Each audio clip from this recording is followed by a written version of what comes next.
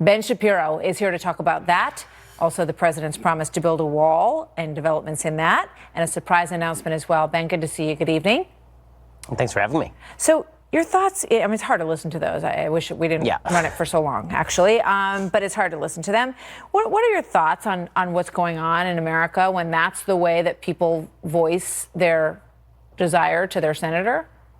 I mean, obviously, people are more interested in basically venting their feelings than they are in actually effectuating change. They're much more interested in making themselves heard than in actually getting other people to listen to them. And there's an obvious irony to all of these people calling up Susan Collins and basically slandering her as in every conceivable way, a feckless woman, using sexist slurs to rip her for supposedly being too sexist to listen to Christine Blasey Ford in the Kavanaugh hearings.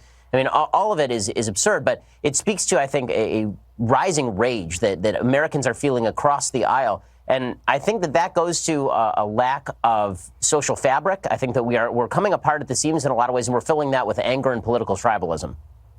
You know, it was also pointed out today by the Senate Ethics the Foundation for Accountability and Civic Trust. It's called FACT.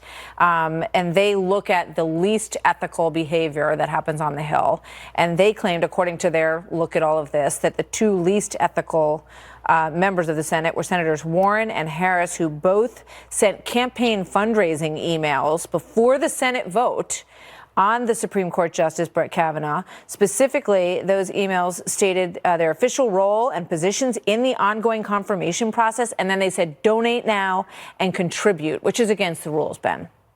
Yeah, I mean, and it's plainly morally disgusting as well. I mean, you're in the middle of a contentious hearing over whether a crime did or did not happen years ago, and you're sending out fundraisers on your own behalf in the middle of that, even as Senator Kamala Harris, for example, was going out there and making completely unwarranted charges about Judge Kavanaugh. And it really was an astonishing display.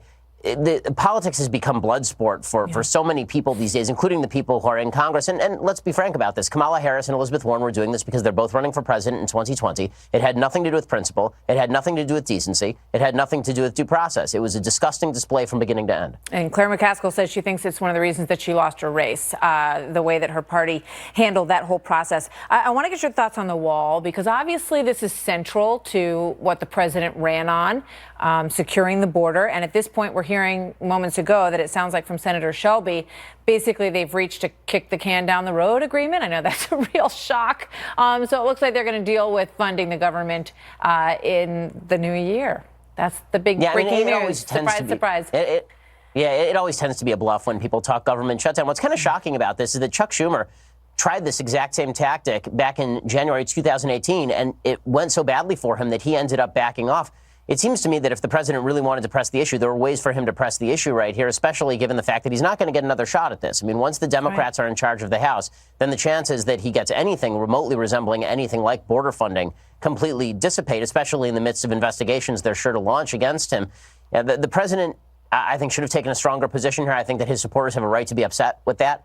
The wall has not been built. It doesn't look like the wall is going to be built. And all of the promises notwithstanding, if the president doesn't take some pretty dramatic action on that, this was his number one campaign promise, and it has not happened. It has not materialized. And you pointed out on your podcast today that it's interesting that he is allowing the wall, as he envisioned it, to slip away. And I think, you know, in a perfect world, which I just discussed with Chris Coons, there is border security. They're securing the border. And I think that they really agree on it more than they disagree on it.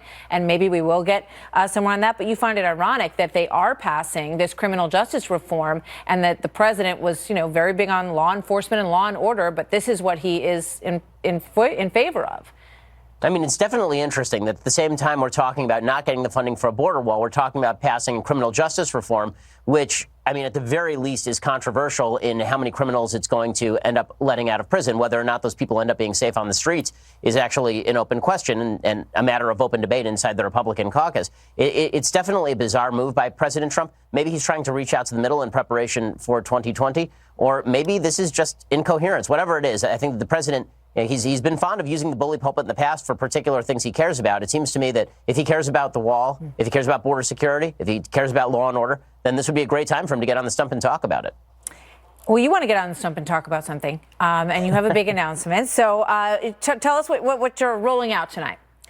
Yeah, so coming out in March, we have a brand new book. It's called The Right Side of History. And I'm really excited to share the cover with you. It's, I think, a really important book. It really is about the hole in our heart that's been left by the abandonment of Judeo-Christian values, as well as the basic concepts of reason in modern America, and how we're filling that with rage and anger and tribalism, and how we really need to create a new social fabric built around the eternal principles that are enshrined in the Constitution but have roots that are thousands of years older than that. How do you get them back?